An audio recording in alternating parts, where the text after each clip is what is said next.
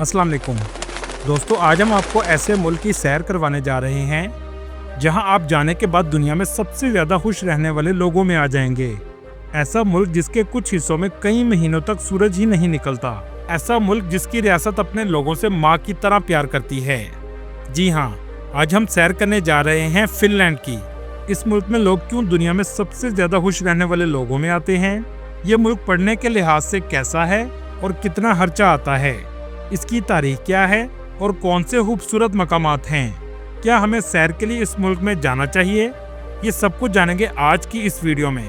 चले अब निकलते हैं फिनलैंड के एक शानदार सफर पर। फिनलैंड, जिसका ऑफिशियल नाम रिपब्लिक ऑफ फिनलैंड है, फिनलैंड शुमाली यूरोप का एक खूबसूरत और तरक्की याफ्ता मुल्क है। ये अपने कुदरती मनाजर, आला तालीमी निज़ाम, जदीद डिज़ाइन और खुशहाल माशरे के लिए दुनिया भर में मशहूर है। इस मुल्क की आबादी सिर्फ 56 लाख के करीब है, जो आबादी के लिहाज से दुनिया के 122वें नंबर पर आता है। फिनलैंड का बॉर्डर रशिया से भी लगता है, जो 1000 किलोमीटर लंबा है। इसके अलावा नॉर्वे और स्वीडन भी लगता है।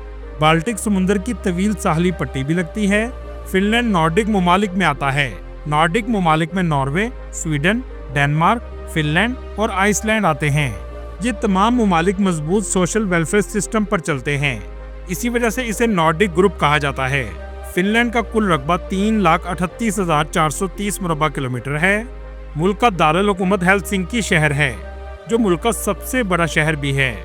ये शहर तालीम और कारोबार का मरकज भी समझा जाता है।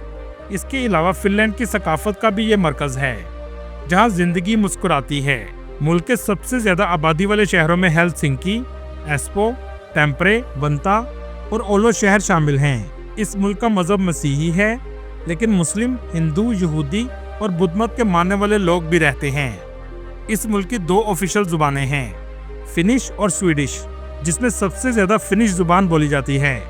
इसकी खास बात यह है कि इस जुबान में कोई फ्यूचर टेंस नहीं आता।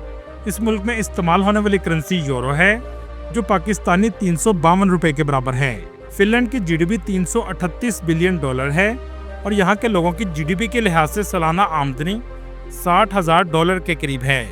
मतलब सभी सालाना करोड़ों कमाते हैं। इस मुल्क में 86% लोग शहरों में रहते हैं और 14% लोग गाँव में आबाद हैं। दोस्तों, इस मुल्क के बारे में बहुत कम लोग जानते हैं, लेकिन इस मुल्क की एक कंपनी से पूरी दुनिया वाकिफ है, क्योंकि आपने जिंदगी में कभी ना कभी नोकिया का मोबाइल फोन जरूर इस्तेमाल किया होगा। ये कंपनी भी फिनलैंड की है। उस दौर में सबसे मजबूत फोन नोकिया के समझे जाते थे, जो सालों साल चलते थे। वर्ल्ड इकोनॉमिक फोरम के मुताबिक फिनलैंड का तालीमी निज़ाम दुनिया का सबसे बेहतरीन तालीमी निज़ाम है और इस मुल्क में तालीम की शरह भी 100% है।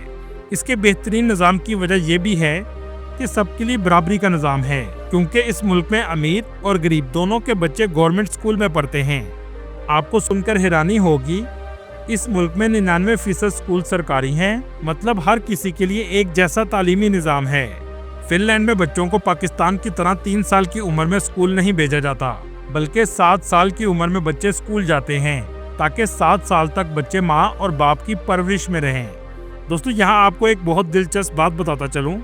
यहाँ के अमीर लोग खुद को अमीर दिखाने की कोशिश नहीं करते, मतलब इनमें दिखावा नहीं होता। लेकिन हमारे मुल्क में इसके बरअक्स है। यहाँ के लोग अपने मुल्क से बहुत प्यार करते हैं और अपने मुल्क को आगे बढ़ता हुआ देखना चाहते हैं। ये एक दूसरे की मदद बहुत ज्यादा करते हैं। इनका मानना है कि अगर हम आपस में मिलकर रहेंगे तभी मुल्क भी तरक्की कर सकेगा। ज्यादातर लोग मस्बत सोच रखते हैं और आपस में लड़ाइयाँ भी बहुत कम होती हैं। टूरिस्ट भी यहाँ आना पसंद करते हैं। शायद यही तमाम वजूहात की वजह से ये मुल्क दुनिया का नंबर 1 हैप्पीएस्ट कंट्री है। इस मुल्क का पासपोर्ट भी दुनिया के मजबूत तरीन पासपोर्ट में आता है। अगर आप इस मुल्क की नेशनैलिटी हासिल कर लेंगे तो दुनिया के 180 से ज्यादा ममालिक वीजा फ्री हो जाते हैं। इसके पासपोर्ट का रैंक दुनिया में 4थे नंबर पर आता है। इस मुल्क में education system, health care system बिल्कुल मुफ्त है। दुनिया की सबसे साफ सुथरी हवा भी फिनलैंड की है। गंदगी पूरे मुल्क में आपको नजर नहीं आएगी। कोई किसी का हक नहीं मारता। चोरी डकैती भी ना होने के बराबर है। जब ये सब कुछ लोगों को मिलेगा तो क्यों नहीं ये खुश रहने वाले लोगों में पहले नंबर पर आएंगे। इस मुल्क के फेस्टिवल भी बहुत अलग किस्म के होते हैं। 27 जुलाई को स्लीपी डे मनाया जाता है। घर में जो आखिरी बंदा सोया रहता है उसे उठाकर पानी में फेंक दिया जाता है। इसके अलावा एक ऐसा फेस्टिवल भी होता है जिसमें मर्द अपनी बीवी को उठाकर दौड़ लगाता है। जीतने वाले को बीवी के वजन के बराबर शराब दी जाती है। दोस्तों, क्या आप जानते हैं फिनलैंड में रहने वाले लोग अपने मुल्क को फिनलैंड नहीं कहते बल्कि स्वामी बोलते हैं। फिनलैंड की तारीख भी रोमन एम्पायर के दौर से जुड़ी है। 98 ईस्वी में एक रोमन जोग्राफिया दान टैसिटस ने इस खित्ते के लोगों को फेनी का नाम दिया, जिसका मतलब था शिकार करने वाले लोग, और यहीं से इस मुल्क का नाम फिनलैंड रखा गया है। 11वीं सदी में स्वीडन ने यहाँ पर कब्जा कर लिया और पूरे मुल्क में क्रिश्चियनिटी को फैला दिया।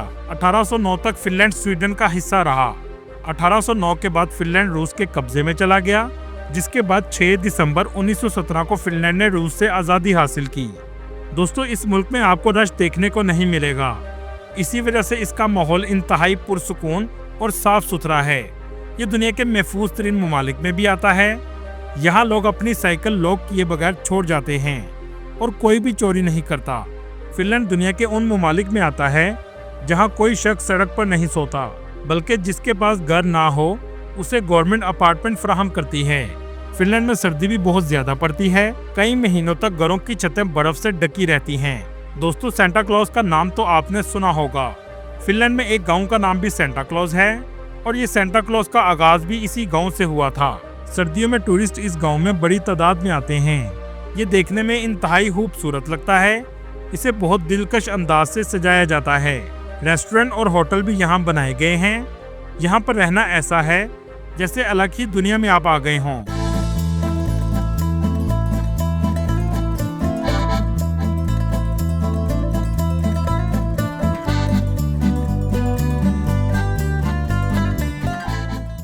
ये गांव आर्कटिक सर्कल में आता है, मतलब जहां सूरज गर्मियों में गुरूब नहीं होता और सर्दियों में सूरज नहीं निकलता। इस जगह आकर लोग स्नो डॉग की सवारी भी करते हैं। इसकी सवारी आपके लिए यादगार होगी। इसे हस्की राइड कहते हैं।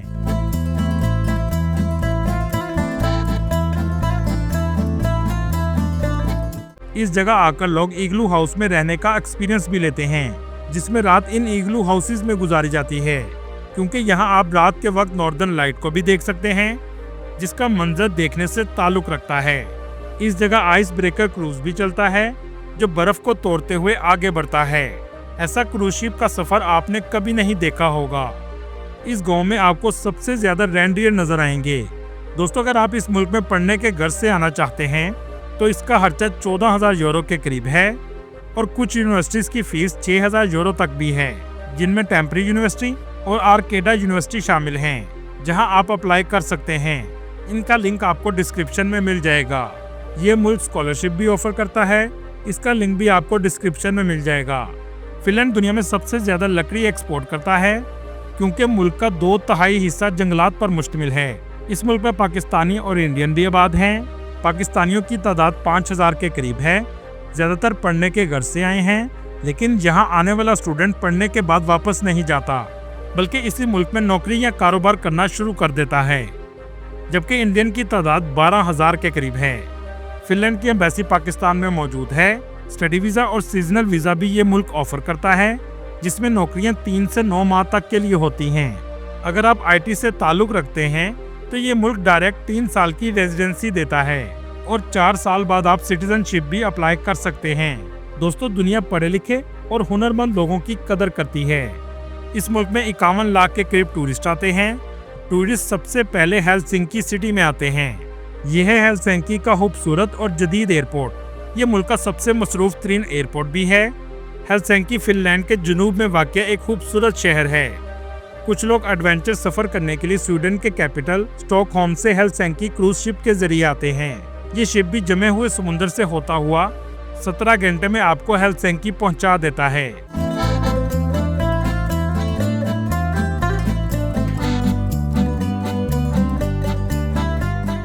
हेलसिंकी में ट्रैफिक का बेहतरीन निज़ाम मौजूद है। ट्रैम पूरे शहर का आपको विजिट करवाती है। चाहे जितनी भी बर्फ हो, ट्रैफिक का निज़ाम चलता रहता है। इस शहर में आपको तारीखी इमारतें और जदीद इमारतें दोनों ही नजर आएंगी। हेलसिंकी की नाइट लाइफ भी बहुत फेमस है। सारी रात लोग सड़कों पर रहते हैं और शराब भी बहुत ज्यादा पी जाती है। इस पूरे मुल्क में सबसे ज्यादा लोग आपको इसी शहर में नजर आएंगे। हेलसिंकी सेंट्रल लाइब्रेरी का आर्किटेक्चर भी बहुत मुनफरिद है और ये साइज में भी बहुत बड़ी है।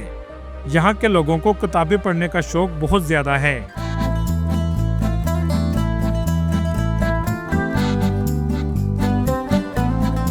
हेलसिंकी का सबसे फेमस किला फ्यूमेनलिना किला है, जिसे समुद्री किला भी कहते हैं, और ये समुद्र के अंदर छोटे से जजीरे पर तामीर किया गया है। सर्दियों में फिनलैंड में बर्फबारी का होटल भी बनाया जाता है, जो गर्मियों में खुद ही खत्म हो जाता है।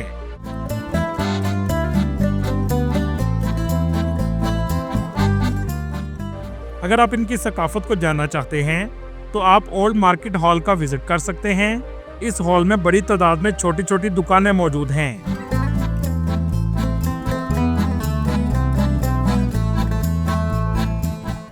फिनलैंड में गुजारे हुए दिन आपकी जिंदगी के पुरसुकून दिन होंगे, और यहाँ आप दुनिया की सबसे साफ हवा भी महसूस कर सकते हैं। हेलसिंकी के रेलवे स्टेशन भी बहुत खूबसूरत हैं। ऐसे रेलवे स्टेशन आपने कभी नहीं देखे होंगे।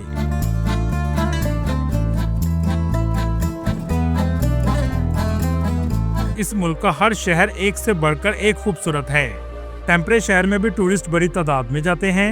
इस शहर में नोकिया के नाम से एक टाउन भी बनाया गया है, जिसका लोग जरूर विजिट करते हैं। दोस्तों, इस मुल्क के स्टैचू के हाथ में भी आपको किताबें नजर आएंगी, लेकिन हमारे मुल्क में जिंदा इंसान भी किताबों से बहुत दूर हैं।